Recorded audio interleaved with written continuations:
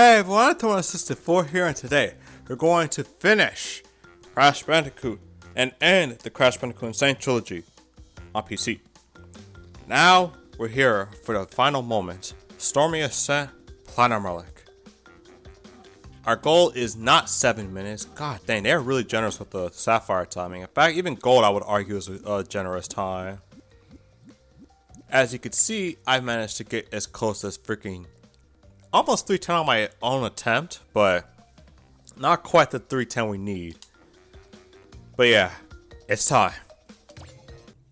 Now, this video is going to be a little different because on this time around, there's not going to be much edits here. And this time around, if an attempt does not go through, it stays.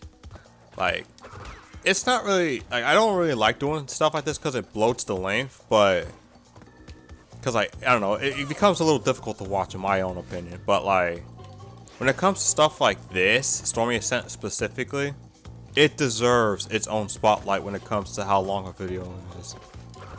Just because of the amount of attempts that go into doing platinum relics on this.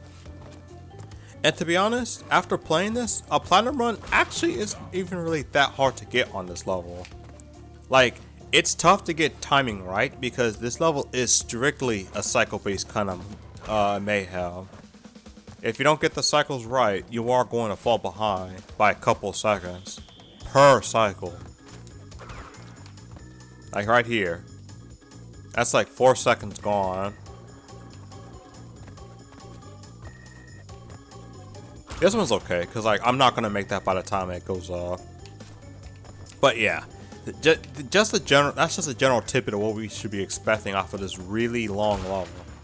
And to be honest, after getting a good look at it, it's not as tall as Sunset Vista, but it's still a longer level.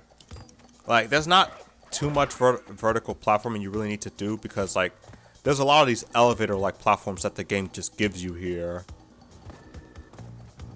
So verticality is not something you really need to worry about too much, which is good, because I think one thing Crash sells is more so horizontal range and movement than mostly like stuff like climbing up and everything. Ah! I thought I jumped. That's okay. Oh my gosh. So I've been messing around with Smash Ultimate modding and I picked it up way too early. That's also something you have to account for, picking this up at the right cycle too. Cycles don't reset when you pick up the clock in this level, so find the right time, find like the absolute right time to pick it up and you'll be on your way. The only thing about doing this though is that sometimes, only sometimes, it can cause a desync on like the later parts of this level.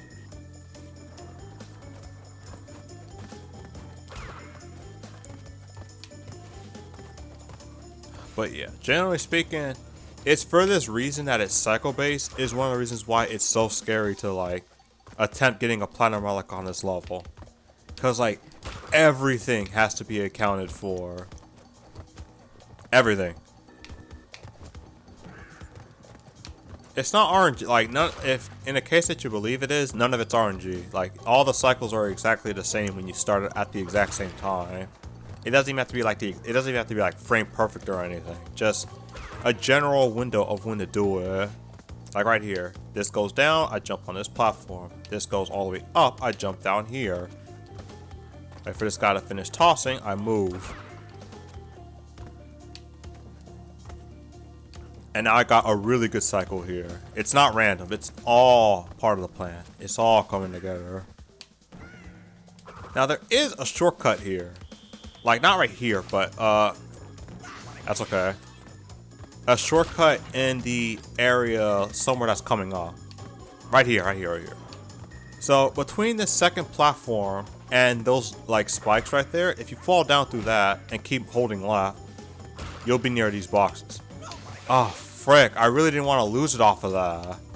Because, like, now you gotta worry about the last set of spikes.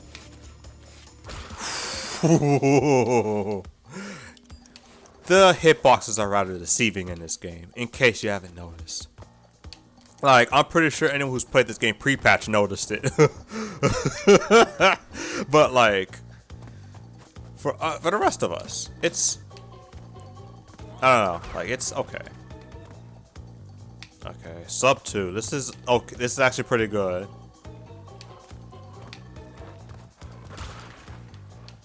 Like, just the fact that I had to do a practice run before even starting this video should give you an indicator of how difficult this freaking level is. I've only had to do 2 other levels in the entirety of this game where I had to... I jumped! Oh god, not generator room syndrome. But anyway, like, there's only 2 levels I could think of where I had to practice, like, getting the time down because I'm personally not that great at it. Oh god, this is probably gonna be the worst cycles ever. Yeah. Oh my gosh. Yeah, no.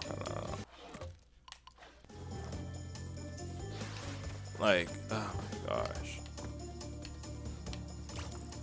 But it's all in good, somewhat fair challenge. Nah, I'm just kidding. Like, this level is fair, but it plays by a strict rule that you just have to play in if you want a platinum relic. If you want gold, you could play as lenient as you want, pretty much. And Sapphire is practically free. Like, but if you want like a good trophy, like the gold trophy, and get like the achievement, or you know, in the case of Xbox, an actual trophy, you need to get a gold on this level, which is like I think 417 or something. It's like maybe it's 420 something. I do know it's at least 4 minutes. But yeah, when I first played this, I thought this level was mad unforgiving when I first tried to go for a platinum relic. I jumped straight into trying to get a platinum relic, no gold or anything. I resetted this level for pretty much an hour on its own. An hour or two. This level by itself, an hour or two. And you could probably see why. But yeah, this stuff isn't even compared to the real scary stuff at the very end of the level. Like the very last strip you have to climb up. Once you get past that, I feel like you're just invincible. Once you get a platinum relic on this level, you're practically invincible throughout the entire trilogy. In my opinion, at least. Why did I rush to get that? Like that really wasn't worth it, because now I got no Aku Aku and I'm dead. And don't bother going down there for the Aku Aku. It disappears.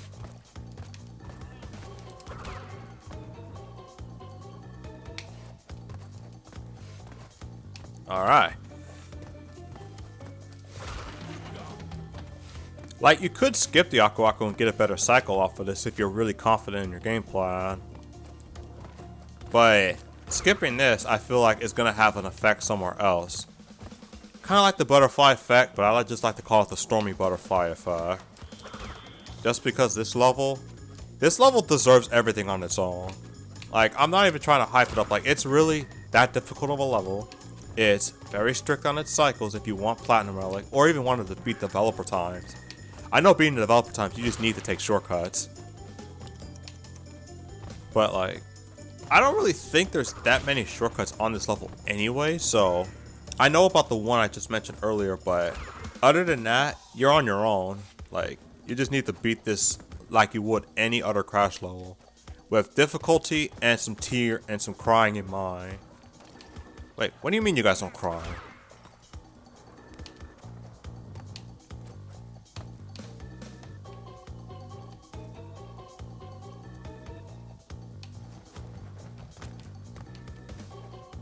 Alright, okay. I almost made the same mistake I did on my test run. Not test run, freaking... Okay. If that part of the step wasn't there, I would have been so sad. Oh, come on. I should have taken the shortcut, because I was going to fall anyway. Okay, I still got a mask. I thought I forgot about the other one. Alright. I should have made that. I should have made that. But that's okay. Like, losing time on this isn't as bad as I'm making it sound to be. It's just I really want to secure getting the chances of getting a platinum relic, you know? Like, you want to get that platinum relic. You don't want to get, like, just barely get it. It's kind of like how I've been feeling with like Crash 4 when I've been trying to get Platinum Relic on that game. Like, you don't want to just barely get it.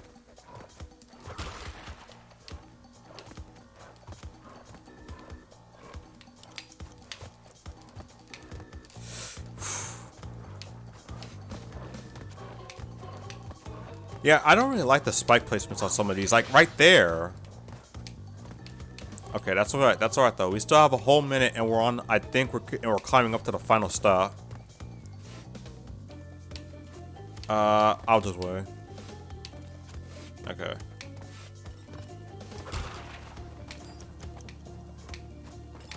Yeah, for some reason, the vial itself doesn't hit you, but the freaking... Okay, I'll wait. Because I made this mistake last time, and it really costed me a lot. Alright.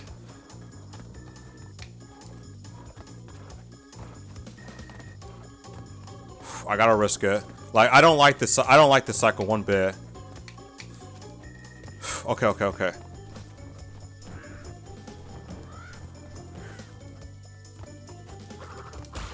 I really wish I reached for that. Frick! I should have went. I should have went for. I should have went for. God dang it! Ah! Oh my god. Okay.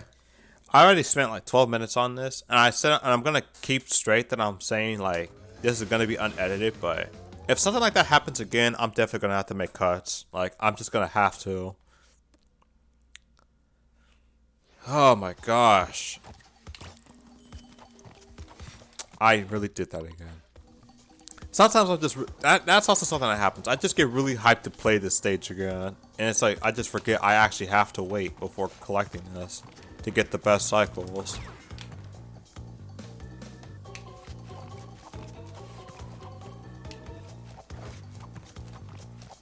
But yeah, in case you're wondering what I meant by good judgment skills, I mean you have to jump like probably a little bit before the actual platform comes out, like this right here. Like, you have to know when it comes out, or else you're just gonna potentially fall and make this a lot harder on yourself.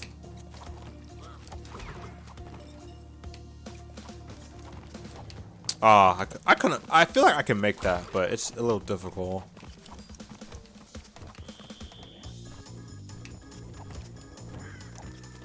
Probably the best examples are these moving platforms. You don't jump when it gets to you. You have to jump when it's getting to you, or rather when it actually hits that very end of the point completely opposite.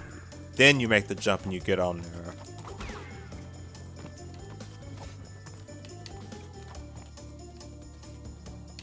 But it's all in good judgment, good cycles, all that good stuff. Thankfully, it's not I'm just glad that the cycles aren't RNG. I feel like if the cycles were RNG, this would have made this a lot less fun. Because, like, having to do this where I'm just waiting half the time, like, not like in this scenario, but like in a general scenario where, like, oh, okay, I got a good cycle here, I guess I should just keep going through here. Oh, I got a bad cycle, now I have to wait. I should have waited or got closer to the edge, because like this thing are actually pretty slow at retracting. But you know, stuff like that is something you have to look out for. But yo, outside of this game, where I'm about to finish this game and just like finish the trilogy, can we talk about how next month we got the Crash 4 stuff coming off? Like the next gen and Switch versions with PC coming later.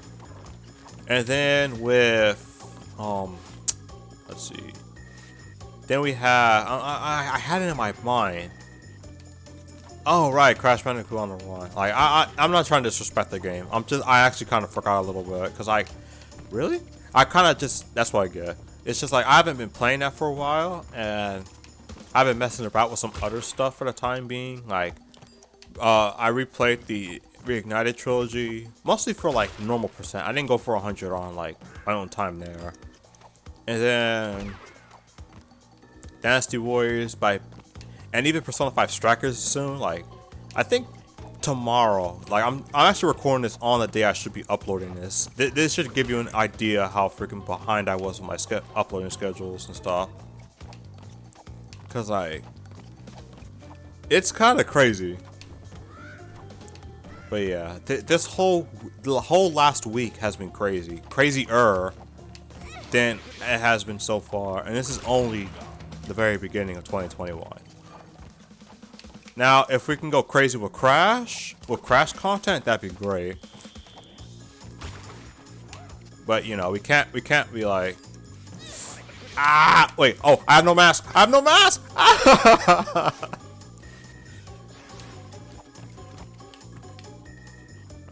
But like, once we see, because like we're all still wondering what Wumpa League is. That's pretty much the big question everyone has on the community, like the mind of the community right now. What is Wumpa League? Is it a battle royale? Is it a multiplayer version of Crash 4?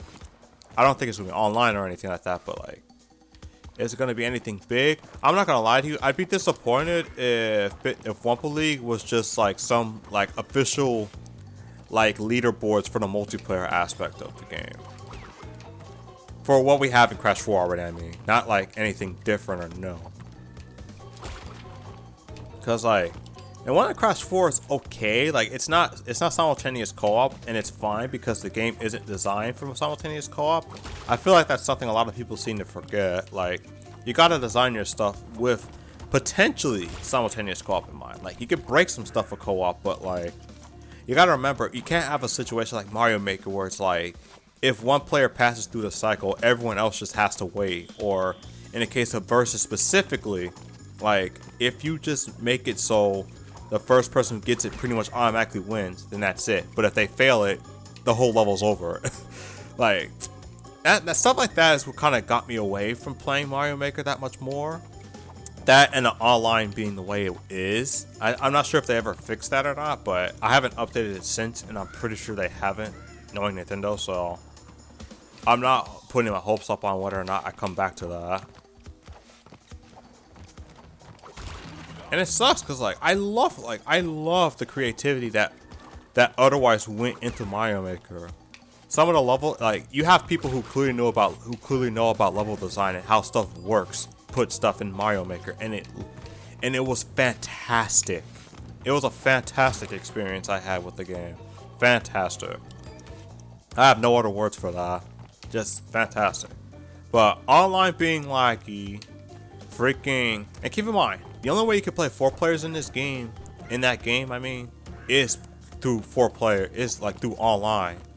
So if the only means of multiplayer does not work out too well, you best believe it's not going to work out too well with the rest of the levels. Like, there's no point. But I will say that I'll take this over the alternative, like OG Mario Maker, where it's like, okay, we have something, we hear your feedback on this, we see that you don't really like the way it's been designed, so let's make it so now all your content is pretty much just gone. Like, I still can't forgive them for how they treated freaking OG Mario Maker in that case. Like, the fact. Oh, frick. That's okay. I got a mask. And we have, a well of a time. Frick. No! No! Oh my god. But the fact that, like, what is it? That in Mario Maker, it's just lagging. That's all there is to it with online. It's just, it sucks. Like, I mean, the game doesn't suck. It's just like the experience I have with it just sucks. Maybe some people have a much better online experience with it than I did, and probably absolutely love the game because of that. And if you did, please do love that game, because like there's still so much creativity that went into the game. But the other half of the reason is that, like, a lot of the times we just get levels where you literally just press nothing, or you just hold forward or something, where the level just looks amazing, but you're not actually playing it. It follows the same flaws that some of the modern Sonic games have today. Sometimes you don't even have to hold anything now. You just have to press a button and that's it. The game plays itself for you. And it's like, come on, guys. Then there's enemy spam. Oh my freaking god. The idea of throwing everything at you with the archaic design. It's like an archaic design, but someone intentionally designed it that way. The absolute worst way to go. Not gonna lie, I thought I jumped a little early there. But yeah, like just throwing everything at once, and when you actually beat it, it's like there's nothing really to it. So it's like, bruh, I feel like I did nothing with that course other than just beat enemies you just threw out for no real reason other than to say difficult. He passed it. He tested my level. Nice.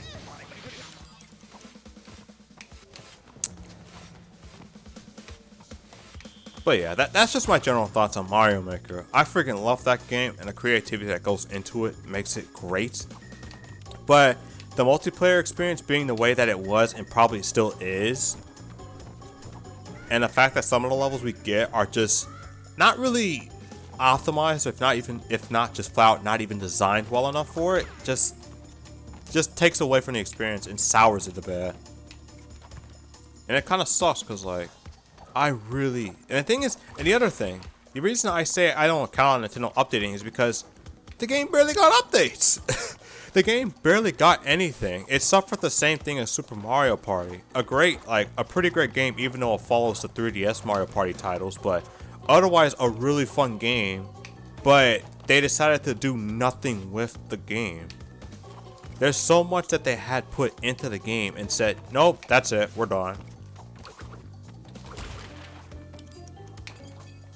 Oh my gosh. And then there's Mario Kart 8 Deluxe. Like, I'm gonna focus on, now this one I'm just gonna talk about the freaking, like the content of the game. I'm pretty sure the game is still like absolutely fun for a lot of people, but like, how is it that you have a deluxe edition and probably the biggest selling point is a mode that never needed to be touched, like from OG Mario Kart 8. Like, I can't forgive them for how they treated that stage. Oh, it was in the foreground? I could have hit that if it was in the foreground, bruh. You know what? It doesn't matter. We're done. I'm not gonna go too much into Mario Kart 8. It's just like the game's content is good. Like, it's a good game. It's amazing. But I just don't enjoy playing it. And the content they provided with Deluxe does not warrant paying $60 for it again. I can say that about a lot of ports.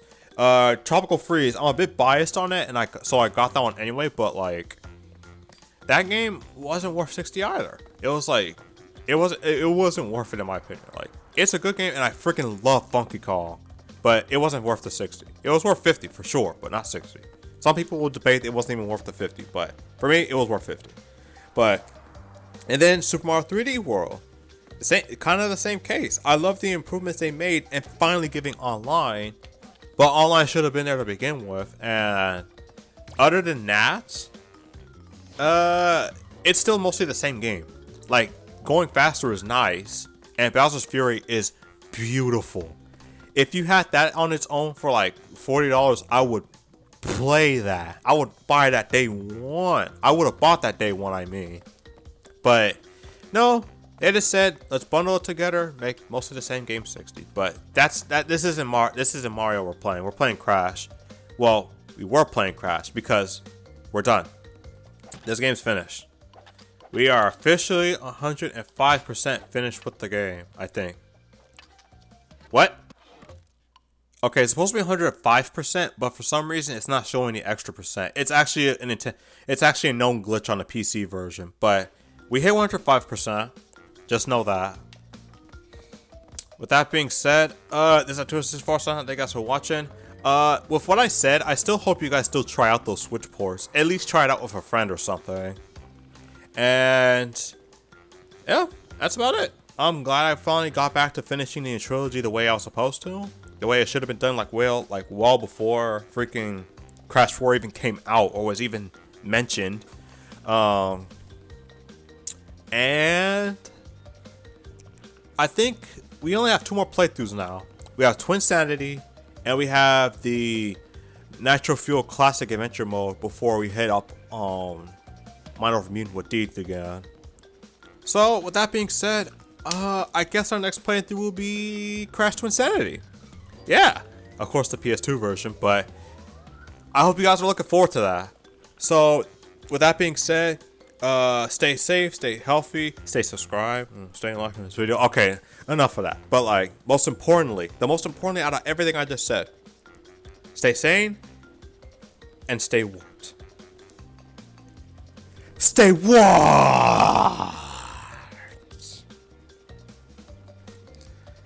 Oh my god. I'm so glad this is finally done. Thank you guys for watching.